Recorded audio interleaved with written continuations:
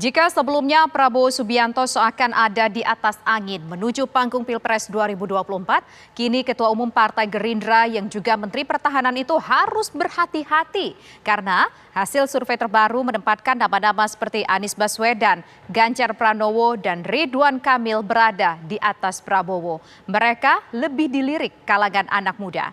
Dan inilah laporan utama, Prabowo dikepung pilihan anak muda.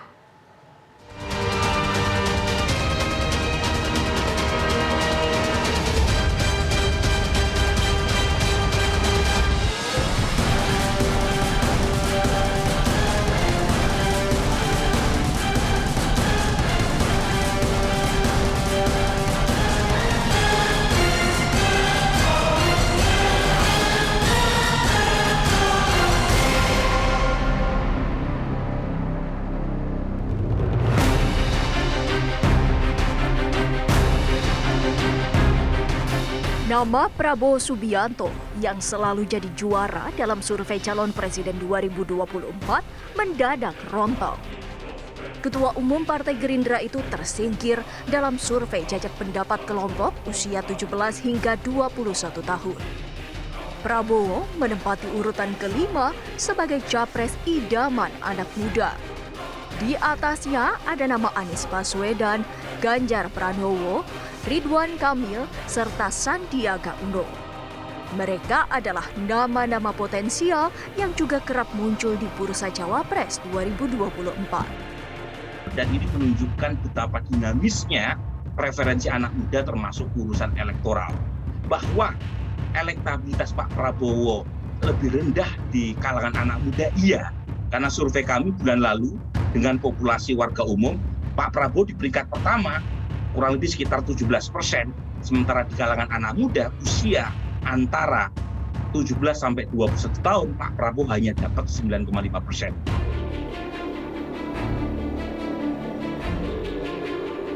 Pada tahun-tahun politik periode lalu, sosok Prabowo begitu dielukan kelompok milenial. Namun kali ini, mereka yang berusia muda lebih melirik 3 gubernur populer, yakni Anies Baswedan, Ganjar Pranowo, juga Ridwan Kamil. Apa yang membuat para kepala daerah itu lebih kinclong dibanding Menteri Pertahanan di mata anak muda? Tapi kalau ditanya mengapa Pak Prabowo daya tariknya kurang begitu kuat di kalangan anak muda, bisa jadi ya anak muda usia 17 sampai 21 tahun itu sedang mencari figur baru. Karena kalau kita lihat Pak Prabowo kan jejak elektoralnya sudah bisa ditarik sampai 2009 ketika beliau mendampingi Ibu Mega sebagai cawapres, termasuk 2014 dan 2019 sebagai capres. Berdasarkan demografi misalnya Pak Anies Baswedan mendapat suara lumayan di sebagian wilayah seperti di DKI Jakarta, kemudian di Banten, Ridwan Kamil kuat di Jawa Barat, Ganjar Pranowo kuat di Jawa Tengah, sebagian di Jawa Timur, itu datanya ada. Kalau kita melihat gaya komunikasi Pak Anies, begitu ya, Pak Ganjar, kemudian Pak RK, itu kan relatif lebih mudah diterima oleh pemilih muda, begitu ya. Jadi kalau kita melihat misalnya dalam beberapa kesempatan, misalnya ada yang bersepeda santai, begitu ya. Kemudian ada yang belusukan. Jadi itu contoh-contoh misalnya yang menurut saya lebih menampilkan gaya komunikasi yang atraktif, yang lebih mudah diterima oleh anak muda. Jika menengok survei-survei sebelumnya, tingkat keterpilihan atau elektabilitas Prabowo selalu bertengger paling atas. Tak ditampik, itu tentu menjadi modal yang kian menguatkan langkah Partai Gerindra menuju panggung Pilpres 2024 nanti. Apalagi, Partai Gerindra telah menggaungkan bakal mengusung ketua umum mereka itu sebagai capres periode yang akan datang. Lantas apakah pudarnya nama Prabowo di hati kaum belia menjadi alarm bagi Prabowo dan partai besutannya?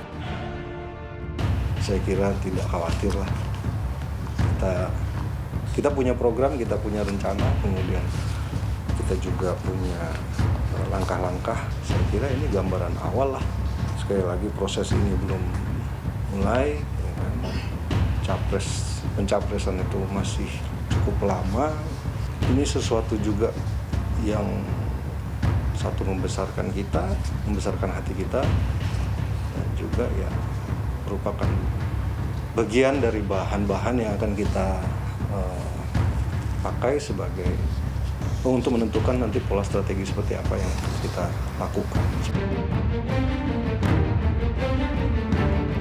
Kontestasi mencari pengganti Jokowi masih 3 tahun lagi.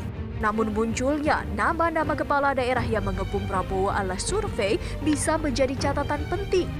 Karena bukan tak mungkin salah satu dari nama itu benar-benar bakal menjadi rival berat Prabowo nanti. Apalagi langkah politik Prabowo usai Pilpres 2019 lalu yang telah meninggalkan oposisi diprediksi kuat mengubah peta politik baru di Pilpres mendatang. Prabowo pun harus menghitung strategi jika tak ingin gagal lagi di pertarungan berebut kursi presiden.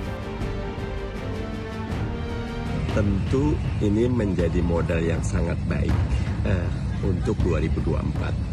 Walaupun masih sangat panjang dan dinamis, dan karena itu Mas Anies perlu fokus untuk melayani warga DKI sebagai basis panggungnya, tetapi pada saat yang sama ini menjadi tantangan bagi calon-calon yang lain karena biasanya kesan pertama sangat kuat, brand association-nya sangat kuat, dan ini menjadi modal yang baik. Bagi Mas Anies sendiri ini tentu modal yang sangat baik karena menjadi pilihan pertama anak muda menentukan basis pilihan bagi yang lainnya. Anak muda punya kemampuan sosial media yang baik. Pertarungan ini kan bukan hanya pertarungan antar capres, tapi pertarungan ini adalah antar capres melawan capres, begitu juga dengan cawapresnya. Sebaiknya memilih pasangannya nanti yang bisa masuk di dalam kategori itu. Artinya memilih pasangan cawapresnya yang bisa dari kelompok muda. Dan itu tidak harus dari nama-nama seperti yang sekarang ini menjadi lawannya. Misalnya dengan Mbak Puan begitu. Ada beberapa keuntungannya. Kalau misalnya Mbak Puan itu maju, satu kan berarti secara satu ada keterwakilan generasi muda di sana. Yang kedua ada keterwakilan partai politik. Ada 2 partai politik besar, PDIP, ada Gerindra.